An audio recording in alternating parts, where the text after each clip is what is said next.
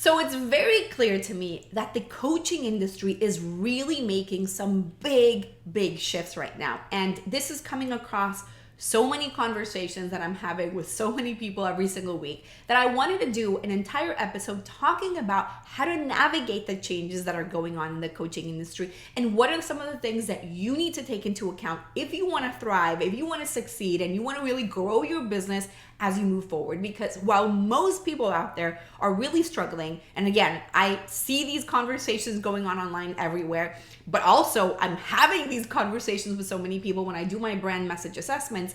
While so many people are struggling with these things, we are at the best place we've ever been in our business right now. We're growing, there's a lot of consistency, there's a lot of stability, there's a lot of, just momentum happening. And I want to kind of give you a little bit of the behind the scenes of what's going on in our business, what's going on in the coaching space, and how you can really thrive through all of those things right now. And for me, I do believe that part of the change happened with 2020 and COVID and so many businesses turning to online. I feel like before that, and I've been around long enough to be able to say this with property, I feel like before 2020, the market wasn't as saturated. There was a lot of people obviously online. There were a lot of coaches and consultants, but it still felt slightly different to what I'm seeing right now.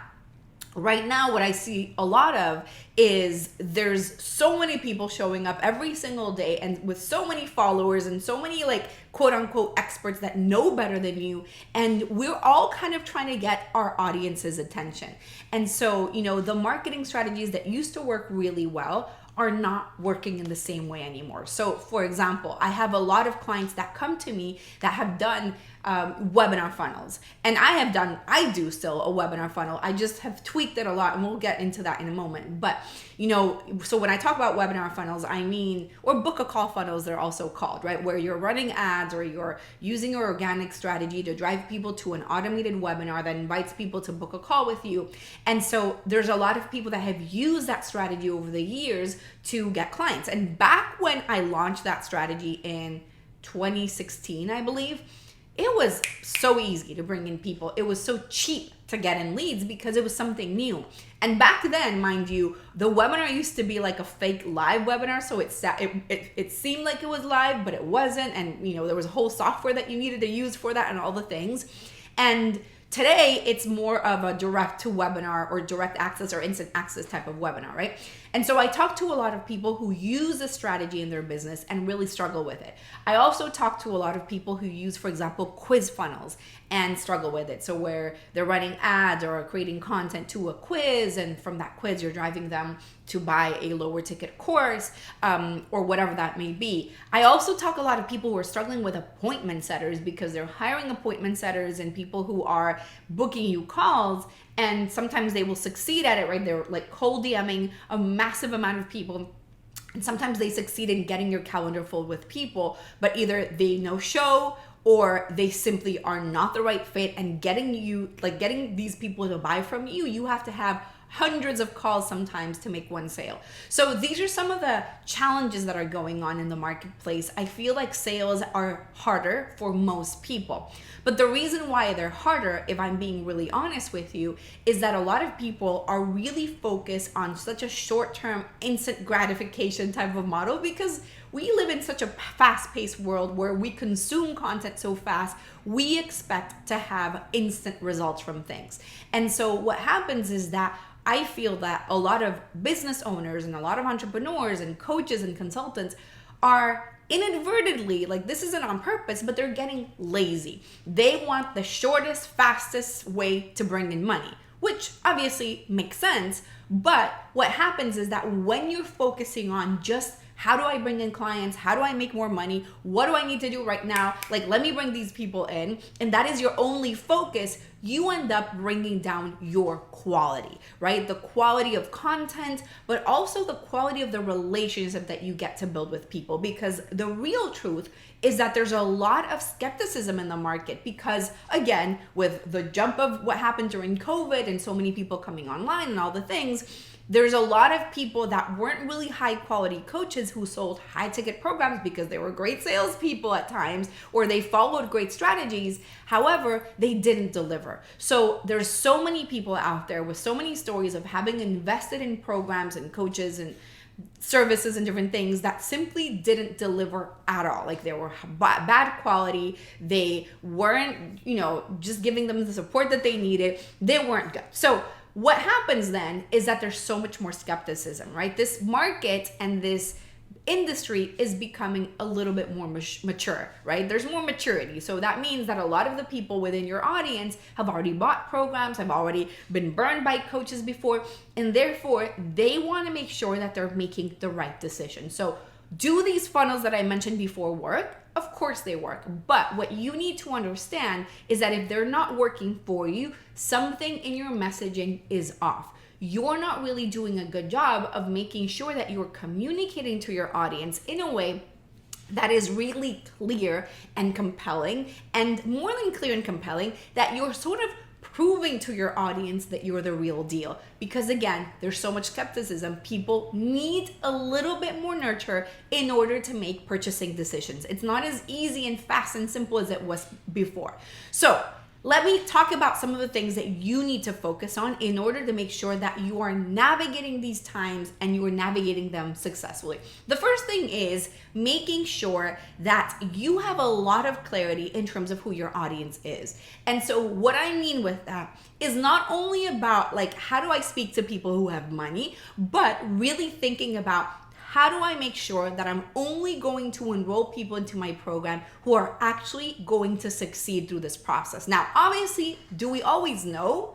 Obviously not. Sometimes we don't know. However, sometimes we can recognize these things. And I'll tell you an example. Yesterday, I had a 15-minute brand message assessment with a woman who on paper was ready. She had the money to move forward. She had the business model. She was a coach. She had all the things that she needed. And I could definitely help her with her messaging. But there were a few things that she told me on that call that were very clear red flags that prompted me to not move her forward to a sales call and not enroll her into my program. And so she talked about how, kind of coming back to what we were saying before, she was talking about how she wanted fast results. She wanted to be able to like do the least amount of work possible to bring in clients. And those to me are things that are red flags, because you will never get results from my process, or probably almost basically any process out there, if you're not willing to take action. And there were things that she told me that made it very clear to me that she wasn't ready to take action. She wasn't going to execute and implement the things that I was going to give her if she enrolled into my program, and therefore she wasn't going to be able to succeed. So having that really careful consideration in terms of, who do I enroll? Who are my people? And like, what do I need to do to make sure that my program is optimized for the people that will actually be able to succeed through this process? Those are the things that will actually be the most beneficial for you, because when you enroll more of the right people, your entire marketing strategy and message is going to shift. It's going to shift for you to speak to the actual buyers versus, let me just see how I can get more people in. Hopefully that makes sense for you. But I feel like this is a really important factor that you need to make sure that you take into account in terms of your marketing. The other thing has to do with you really being able to prove your process a little bit more, showing people how it is that your process and your way of doing things is really different. I call this my angle of mastery. I have a whole framework, a whole system in terms of how do I really show people that what I do is different? How do I reveal to them the root cause of their problem? You really need to prove it. You need to show people that your way of looking at the problem and your way of looking at the solution and your way of solving this problem is really unique. But it's not enough for you to just kind of be very vague with your message and sort of say these things. You actually truly need to walk people through the process. You need to give them examples. I work with this client that this happened to them. I work with that client and that happened to them. And so the more clarity that you can bring into how your process is actually different, the more that those guards are going to be brought down, because you're proving to them that you're doing something different. This is why I feel like 99% of the funnels out there that I see and the marketing strategies and content that I see is not really as effective because it typically sounds almost like everybody else out there. And so if you sound like everybody else, well, why would I hire you? I don't care if you have billions of followers on Instagram. I don't care if you have thousands of testimonials on your website. How do I know that those are real? There's this level of skepticism that people have that is big. So the only way to overcome that is through delivering high value, high quality content. I have this whole theory that sometimes not everything that you do has to be about getting an instant ROI. So not every email that you're sending out is about like, how many calls did this email get me booked or how many clients did it bring? Sometimes what you're doing is just delivering your message, proving your process, showing people your point of view, showing people how you do things differently. And that type of content is extremely valuable as well in terms of you building your actual brand. The third thing that is really important throughout this process is for you to actually build a relationship with your audience and do as much nurturing as you possibly can in the process. Where before you could have somebody sign up and become a client of yours within 24 hours, the sales cycle has become longer and longer over the last few years. But I would argue that in the last 6 months, it's even gotten more prominent. So, and mind you, obviously this isn't always true. In the last couple of weeks, we've actually enrolled clients that have come to us and discovered us and signed up within 48 hours. So obviously that process still works, but for that to happen, the message has to be really refined. These two people, for example, that just enrolled in the last couple of weeks that fast were truly perfect fit clients that were primed to be perfectly exactly on point, ready to enroll. But the majority of people aren't necessarily going to be at that level. So what you need to do is really establish and build a relationship with your audience. And what that looks like is you finding ways to nurture those people, to answer their questions, creating videos, creating content, creating audios, creating different things that are going to be able to really solidify that relationship and show them your level of expertise again, so that when they are finally ready, completely primed, and hopefully you've taken them through that need to have formula or that process to get them from seeing you as a nice to have to a need to have, well, then they're gonna come to you and say, you're the coach that I wanna hire. I've already made my decision. I know that this is exactly what I need.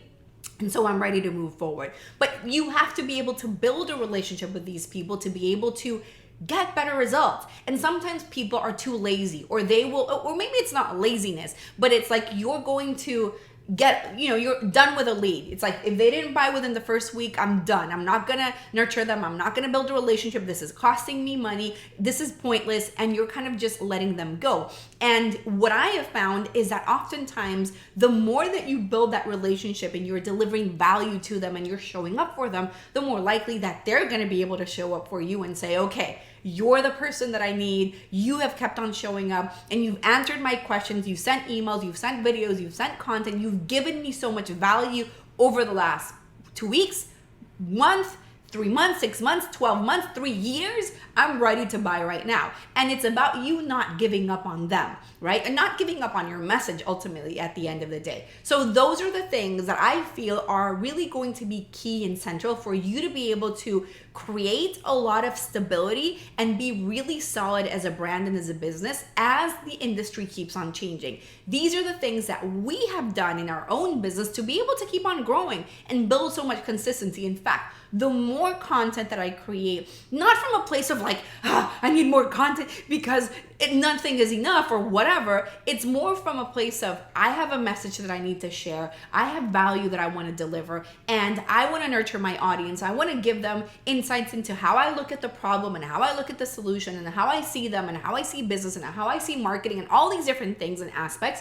And that is why I'm creating. I'm creating because I have a message that I need to share, and I'm going to do whatever it takes to share it. Period. Right? So the more that I've done that, the more that I have shown up for my audience, the more that we have grown and the more that we see a lot of stability in our own processes in our own business as well. So that being said, a couple of things that I've got for you. Number one is the need to have formula. This is a secret podcast, a secret series that I just created where I walk you through the entire process and system to get people to go from this is a nice to have to this is I need to have right now. So you're building more demand for what you do. You can find that at fabipaolini.com/formula, or you can look for it in the comments below or description below this video or this audio, depending on where you're listening or you're watching. You can also book your 15-minute brand message assessment with me at brandmessagesession.com. You can also find the link for that below. And on that call, I will evaluate your marketing. I will look at your messaging and I will see